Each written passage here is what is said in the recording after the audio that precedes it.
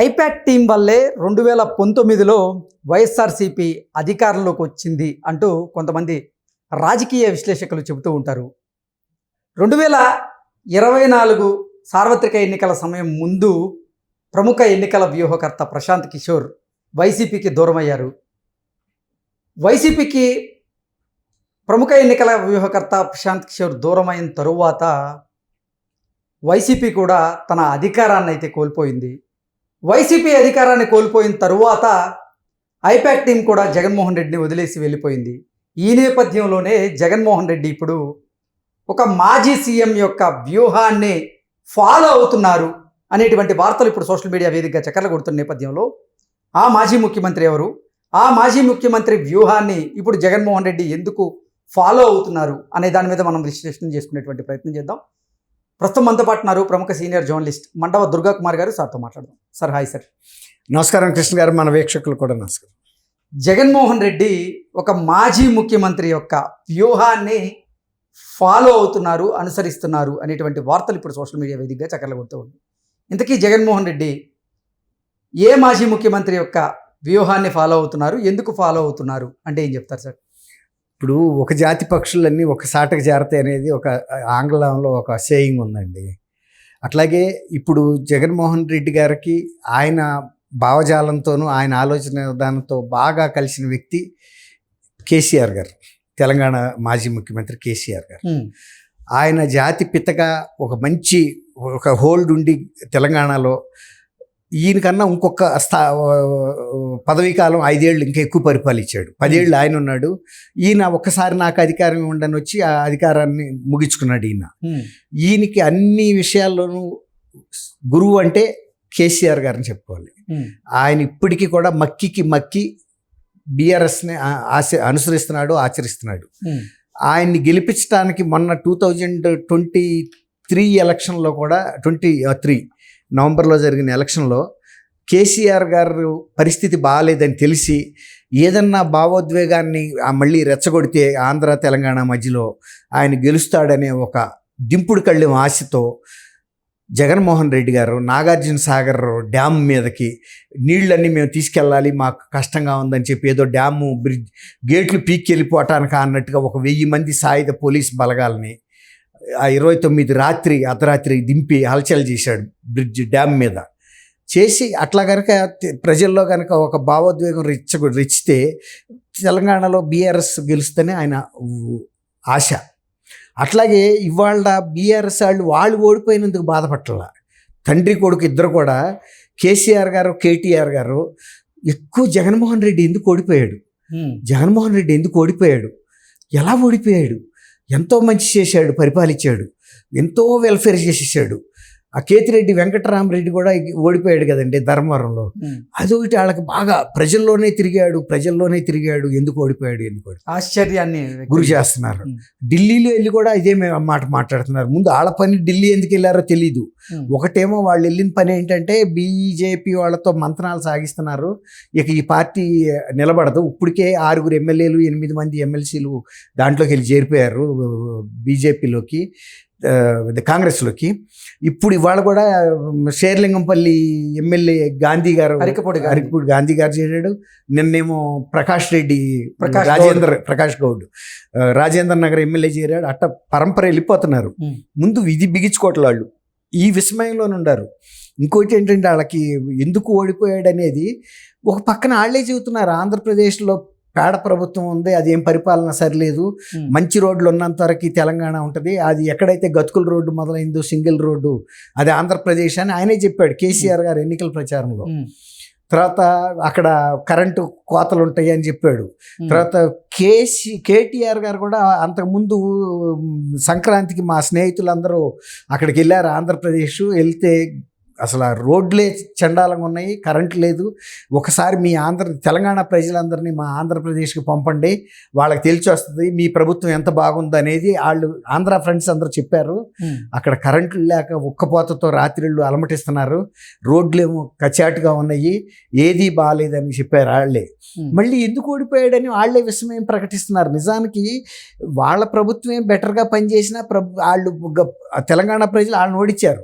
ఎందుకు ఓడించారంటే ఆ అహంభావంతో వీళ్ళ ప్రవర్తన బాగాలేదు, వ్యక్తిగత ప్రవర్తన, ఎవరిని ఖాతరు చేయట్లేదు, కుటుంబ పాలన సాగుతుంది అనేది ఇవన్నీ ఉన్నాయి. తర్వాత వీళ్ళు పెద్ద పెద్ద ప్రాజెక్టులు ఎక్కువ పర్సంటేజీలు తీసేసుకున్నారు, వాళ్ళు విపరీతంగా డబ్బు సంపాదించారు. కవిత గారు ఇళ్ళ మీద, తర్వాత ఆమె అక్కడ ఢిల్లీ వెళ్ళి లిక్కర్ కేసులో ఇన్వాల్వ్ అవటం అప్పటికి జరిగినాయి.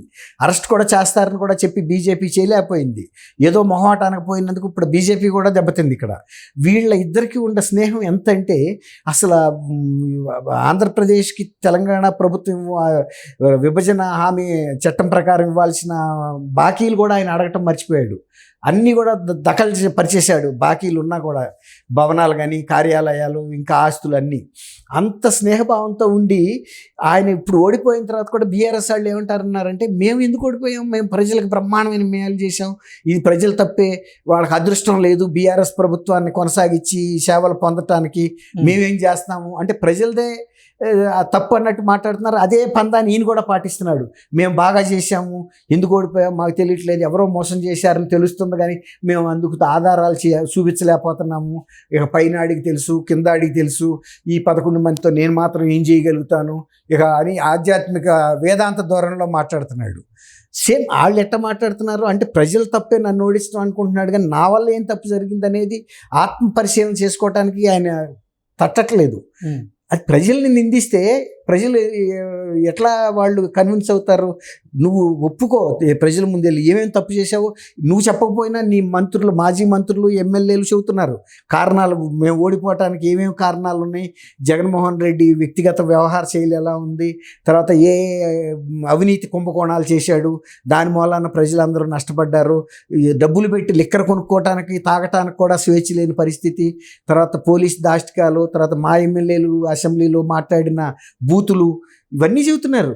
తర్వాత ఇసుక కుంభకోణం, ఇసుక మూలాన్ని కూడా ప్రజా జీవితం స్తంభించిపోయింది, చాలా వృత్తుల పనులు లేక అల్లాడిపోయారు, అన్నా క్యాంటీన్లు తీసాము, ప్రభుత్వంలో జరిగిన లోపాలన్నీ వాళ్ళే ఒకడొకడో ఎకరో పెడుతున్నారు. ఇప్పుడు అట్లాంటప్పుడు ఇంకా నువ్వు చెప్పడానికి తప్పే ఉంది, నువ్వు కూడా చెప్పు జరిగిన తప్పు, నీ నోటప్పుడు కూడా చెప్పడానికి ఎందుకు నువ్వు జంకుతున్నాడో అర్థం కావట్లా. ఓ పక్కన తప్పు చేశారు మా ఎమ్మెల్యేలు అని ఈవీఎంలు పగలగొట్టాడని చెబుతున్నాడు. అది తప్పే అని ఎవరు చేసినా, నా శాసనసభ్యుడు చేస్తే నేనేమి దీన్ని సపోర్ట్ చేయను, ఇవాళ వచ్చింది కూడా నేను ఒక రకంగా తప్పని అక్కడే చెప్పాలి, నేను వచ్చింది కూడా పొరపాటు అనిపిస్తుంది. ఇప్పుడు ఇక్కడ ప్రెస్ కాన్ఫరెన్స్ పెట్టడం, నేను ప్రజల్లోకి వెళ్ళి ప్రెస్ కాన్ఫరెన్స్ పెట్టాలి కానీ జైలు గోడల నీడలో పెట్టడం ఏంటి? నేను మాజీ ముఖ్యమంత్రిని, మరి ఇక్కడ పెట్టాల్సిన పరిస్థితి వచ్చినందుకు నేను సిగ్గుపడుతున్నాను చెప్పాలి కదండి. నువ్వు ప్రజల్లోకి వచ్చి ప్రెస్ కాన్ఫరెన్స్లు పెడితే ప్రజలు కూడా నిన్ను దీవిస్తారు. నువ్వు ఎప్పుడు నీ జైలు పక్షిలాగా జైలుకి ఎందుకు? ఆయన ఎక్కడ పోతాడు? పిన్నెల్లి ఆయన రిలీజ్ అయ్యి వస్తాడు, జీవితకాలం 10 మర్డర్లు చేసినాడు కూడా జీవితకాలం జైల్లో ఉన్నాడు. సార్ 2019లో జగన్మోహన్ రెడ్డి అధికారంలోకి రావడానికి కారణం అసలు ఐపాక్ టీము, అలాగే ప్రశాంత్ కిషోర్ గారు అంటూ కొంతమంది అభిప్రాయాన్ని వ్యక్తం చేస్తూ ఉంటారు. అయితే ఎన్నికలకు ముందు, మొన్న జరిగినటువంటి ఎన్నికలకు ముందు ప్రశాంత్ కిషోర్ గారు జగన్మోహన్ రెడ్డికి దూరం అయ్యారు.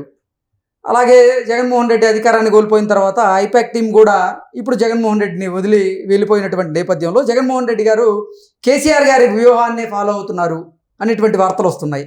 జగన్మోహన్ రెడ్డి గారు కేసీఆర్ గారి ఎటువంటి వ్యూహాలని అనుసరిస్తున్నారు అంటే ఏం చెప్తారు? ఇప్పుడు కేసీఆర్ గారిలో మొన్నటి వరకు ఓ వ్యూహం అమలు చేశారండి. ఇది ప్రజలదే తప్పు, మమ్మల్ని గెలిపించుకోపాటం అని. ఢిల్లీ వెళ్ళిన తర్వాత కేటీఆర్ గారు ఒక మాట అయితే ఫస్ట్ టైం మాట్లాడాడు, ఇది కొంత ప్రజలకి మాకు మధ్యలో కొంత గ్యాప్ వచ్చేసింది, దాని మూలాన మా ఓటమి జరిగిందని. అంటే ఫస్ట్ టైం ఒప్పుకున్నాడు. కాబట్టి జగన్మోహన్ రెడ్డి గారు కూడా ఆయన కూడా బాణీ మార్చుకోవాలి. ప్రజల్ని నిందించడం బదులు నేను కొన్ని తప్పులు చేశాను, పరిపాలన వదిలిపెట్టేసి వ్యక్తిగతంగా నేను డబ్బులు సంపాదించుకోవడానికి ప్రాధాన్యత ఇచ్చాను, దాని మూలాన ఈ కుంభకోణాలన్నీ కూడా జరిగి ప్రజల డబ్బులన్నీ కూడా ఇవాళ ప్రజా జీవితంలో చలామణి లేకుండా అవి వేరే మార్గాలకు వెళ్ళిపోయినాయి, ప్రజలు తల్లడిల్లిపోయారు, ఇక ఈసారి కనుక నేను అటువంటి పనులు చేయను, చేసిన దానికి కూడా నేను కొంత మూల్యం చెల్లించుకుంటాను, ఈ డబ్బులతో నేను చేయగలిగేది ఏం లేదు, పూర్తి ప్రక్షాళన జరగాలి, ఆయన ఆత్మ పరిశీలన చేసుకోవాలి. ఇదిగో ఈ కుంభకోణాల్లో ఇంత వచ్చినాయి. ఎందుకంటే నేను ఎందుకు చెబుతున్నా అంటే రాజశేఖర రెడ్డి గారు కూడా ఇడుపులపాయలో ఎస్ఐన్ ల్యాండ్స్ చాలా ఆక్రమించుకున్నాడు, కొన్ని 100 ఎకరాలు. కానీ అదే శాసనసభలో ఆయన బహిరంగంగా స్వచ్ఛందంగా, నా తండ్రి రాజారెడ్డి గారికి తెలియక, ఆయన అంత చదువుకోలేదు, రాజారెడ్డి రాజ్యాంగం అని ఇప్పుడు అంటున్నారు కదా, ఆయన అంతకు ముందర కూడా అదే రాజ్యాంగాన్ని ఫాలో అయ్యి ఎస్ఐన్ ల్యాండ్స్ అన్ని ఆక్రమించి ఇడుపులపాయ ఎస్టేట్లో కలిపేశాడు. కానీ ఆయన టైంలో కొంత విడగొట్టేశాడు. ఏదైతే అసైన్మెంట్ ల్యాండ్స్ ఉన్నాయో తెలియక జరిగిన పొరపాటుకి నేను సభలో చెప్పి దాన్ని విడగొట్టి ఇచ్చేస్తానని చెప్పాడు. ఆ మ్యాగ్నానిమిటీ అనేది మనిషిలో వచ్చిన రోజే మార్పు తెలుస్తుందండి. ఈయన ఇంకా నేను ప్రజలకు సేవ చేశానని చెప్పటం కాదు, తప్పు జరిగిన సాటి ఒప్పుకో ధైర్యంగా, ఎస్ ఇసుక కుంభకోణంలో నాకు ఇన్ని కోట్లు వచ్చినాయి, నేను ఇవాళ మీకు ఇవ్వదలుచుకున్నాను, ఇచ్చేస్తాను, నాకు వైరాగ్యం వచ్చింది, నేను తండ్రి టైంలో సంపాదించుకుంది నాకు చాలు అని చెప్పాలి. ఆ ధైర్యం అతనిలో వచ్చినాడే ఇప్పుడు కనీసం వీళ్ళు ఇప్పుడు బయటపడుతున్నారు మా వల్ల కొన్ని తప్పులు జరిగినాయి అని. అట్లాగే ఇసుక కుంభకోణమే కాదు, తర్వాత లిక్కర్ కుంభకోణం, అసలు నేను మద్యపాన నిషేధం అమలు చేయలేకపోవటం అనేది నాకు ఘోర వైఫల్యం. నేను బేషరతుగా క్షమాపణ చెబుతున్నాను, బేషరతుగా చెప్పాలి. ఇంతమంది మరణానికి కారకులైనాన్ని యేసుక్రీస్తు కూడా నన్ను క్షమించడు, కానీ నేను మీ ముందు గనక అది ఒప్పుకుంటే దేవుడు ముందు ఒప్పుకున్నట్టే, ప్రజలే నాకు కూడా దేవుళ్ళు, యేసుక్రీస్తు ఎక్కడో లేరు, మీ అందరిలో ఉన్నారు అని ఆయన బయటికి రావాలి. ఇప్పటికైనా ఎంత సంపాదించాడో అంత స్వచ్ఛందంగా నేను ప్రభుత్వ ఖజానాకి ఇచ్చేస్తున్నాను. అప్పుడు మళ్ళీ ఆయనలో ఒక మార్పు వచ్చింది అనుకుంటారు. కానీ ఇలా నంగి మాటలు చెప్పి గనక చెబితే ఎన్నాళ్ళకి కూడా నమ్మరండి ఆయన్ని. Okay sir, thank you so much.